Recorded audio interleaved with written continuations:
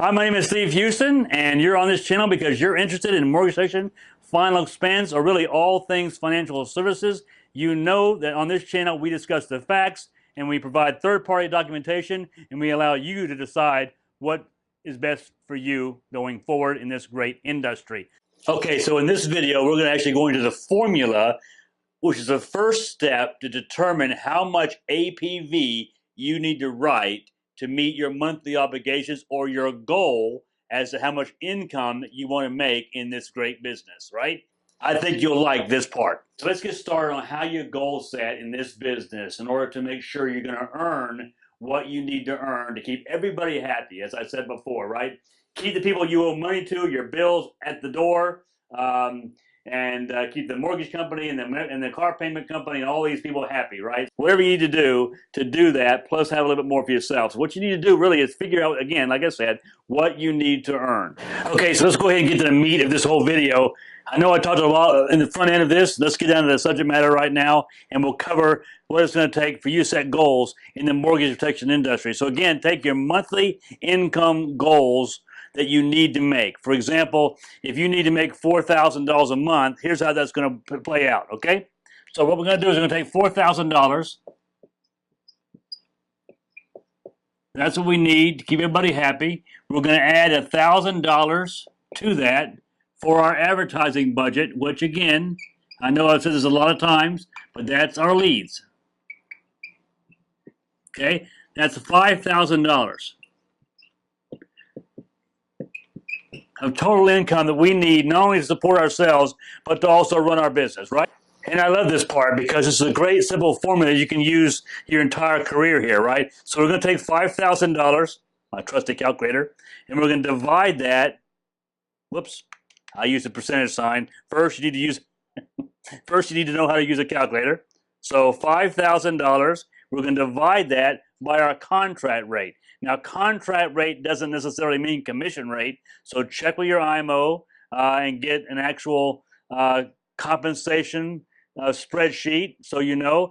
Generally speaking, if you're selling the core products for your IMO, the contract rate will equal the commission rate. But with all IMOs and all carriers, there are some adjustments when you get into the blood work, when you have to send the nurse out, do the paramedics, all that kind of stuff. There's some variances, okay? But we're going to keep this in general speaking terms so people can understand it. We're going to take the $5,000 and we're going to divide it by our 70% contract rate. That tells us that we need to make $7,000. We need to write, $7,000, $142.85 in APV. Okay? That's the volume that we need to write every month in order to net $5,000, which includes our leads costs, right? So this is your gross amount of APV. Now, many of you may not know what APV stands for, so let me talk about that for a second. The average in the industry monthly premium that the customer pays for their policy is $85 per month. I think this will make a lot of sense to a lot of people, okay? So they times that by 12, and they come up with $1,080 in APV, or annualized premium value or volume, however you want to look at it, right? So $85 a month times 12, they annualize it. And the reason why they annualize it is if you and I were going to get paid 70% contract rate on this $85, it'd be about $76 to us for every policy sold once that policy is what we call issued by the carrier and paid commission to us, right? So you have $1,080. Now let's see how that breaks out. You have $1,080 average policy nationwide. Now in California, largely depends on, well, it does and doesn't, but largely depends on home values. For a lot of people, and in California we sell very few $1,000 policies. Usually they're $1,800 to $2,000 times 2, right? For husband and wife in most cases. But let's take that $1,080 on average and how that works out to you. So let's say that you are on the 70% contract rate, and you've sold a core product, meaning that you're going to, in this case, the contract rate does equal the commission rate. In some cases, as I said before, that's not the case. So you want to get a commission structure from your IMO and find out, because again, all things being equal, I don't sell based on commission. I sell what's best for the client. If I do that, I know that my career takes care of itself and I get a lot of referrals. I don't sell someone a product because I get paid more commission on it, is what I'm saying. But if I have two carriers with a very similar product, one pays me more commission than the other, of course, I'm going with that commission. So just, be aware of that. So let's just say $1,080 is the average policy, which it is, and we're on the 70% contract rate. So we're going to times that by 70%. That means the commission paid to us, our unearned commissions, is $756 paid to us. Now, why do I say it's unearned? It's unearned because they are advancing you 12 months of your premium. So you made a sale where they're paying $85 a month. You times it by 12 because we don't want to get paid the $76. We want to get paid off this $1,080. But they haven't paid $1,080 yet, so it's unearned commissions, right? So they're going to pay us $756 of this $1,080. Once they make the first premium, they draft the first check. Now you've earned the $85 commission, or the $76 in your case, right? You haven't earned the rest. Every month that they pay it, then you earn it. So you've been paid the $756. So let's discuss this, break it down a little further, right? So the average policy stays on the books. The insurance industry is an industry of averages. So the average policy stays on the books 9 months. Why is that important? Well, the insurance company feels very good about paying you and I 9 months of that 12 months premium in advance. They're going to pay us the full 12 months as long as the policy stays on the books for 12 months, but they're going to advance you unearned commissions for 9 months. So that means we need to take the 756 and we need to take 75% of that, which, that means we're going to get paid in our bank account $567 the day the policy is issue paid. Right? Now, the difference between that 756 and 567 is 189 bucks. You have not lost 180 bucks, but it's gone into what we call reserve. Right? It's there to protect you against a premature cancellation of the policy. So let's just say you're 3 or 4 months down the road and the customer cancels, dies, stops paying, charge card doesn't clear, whatever. They're going to want back the unearned commissions that they paid you. So if you've been paid 9, it cancels in 6, you owe them 2 months, 6, 7, 8, 9, 3 months. So you would owe them 3 months of the $76 commission, right? Okay, so basically the $189. Okay, so in month 10th, or month 10, let's say it's still in the books. They're going to pay you. Your customer made an $85 premium payment, and that means you get paid $76 direct deposit to your bank account. Let's say they pay on the 11th month. Again, they pay $85.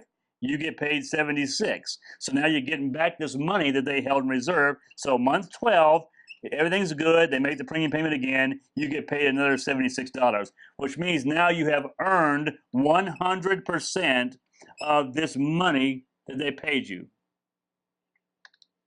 Right? Not there. That they paid you. Right? And then in month 13, if it's still on the books, now you start getting paid residual income, and you should get paid residual income forever, as long as that you keep your insurance license. That would be important.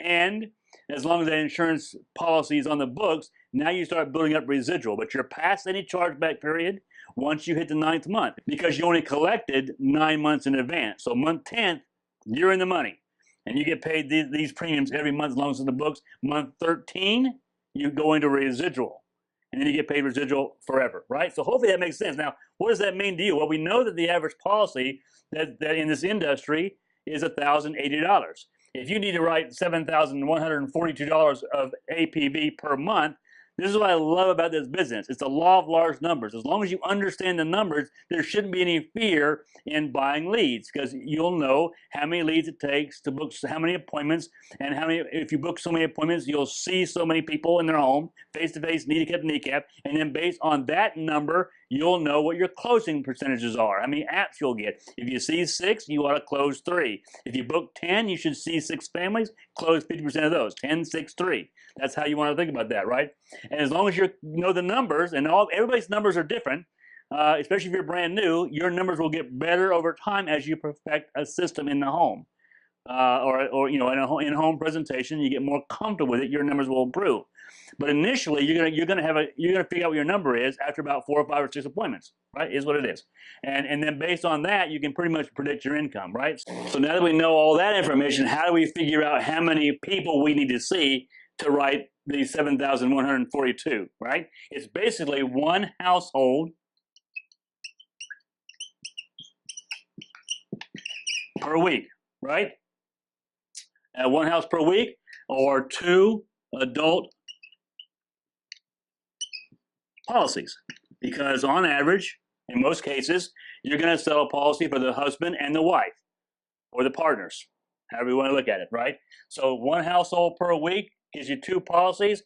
2 policies per week gives you what? If 2 policies per week and you're writing the average policy, that's going to be roughly $8,000 a month in premium, APV, and you're ahead of your schedule, needing $7,142, right? So as long as you know your numbers, this becomes it kind of frees you up, right? Because you can kind of predict your income and take some of the fear out of your budget, right? And again, like I said, it's only going to get better. The law of large numbers. You can't beat the numbers, and the numbers can't beat you. Understand the numbers of this industry, and it will empower you to go out and be very, very successful with no fear in the business. Remember, fear stands for false expectations appearing real. And this kind of takes out the false expectations, because the law of large numbers haven't changed in 100 years in this industry. That's why we have these averages, right? On how to make $100,000 in mortgage section and final expense sales. I chopped this up in 3 different videos, so it wouldn't be a 30 or 40 minute long video, where you can kind of take each section, make some notes, and kind of understand the concept. Video 3, we're going to move into some examples of what month 1, 2, 3, 4, and 5 can really look like if you gave it 100% of your time and focus, whether you're part-time or full-time. It'll take the formula and give you some projections. Maybe by the time you get through watching video number 3, you'll really have a pretty good, you'll really have a good grasp on how to set goals to make $100,000 a year in mortgage section and final expense sales. What a great industry. Have a great day. Remember, hit the subscribe button, hit the bell below. That gives you instant notifications when I do live videos. Love to have you a subscriber. And do me a favor, like this video. I don't say that enough. Push the like button. That helps the video get out to more and more agents, maybe keep them in the business. And that's really what this whole YouTube channel is all about, right? So hit the like button, smash the bell, and hit the subscribe button and make a comment. Please do 1 through 4. I'd love to hear from all of you. Have a great day. Bye-bye.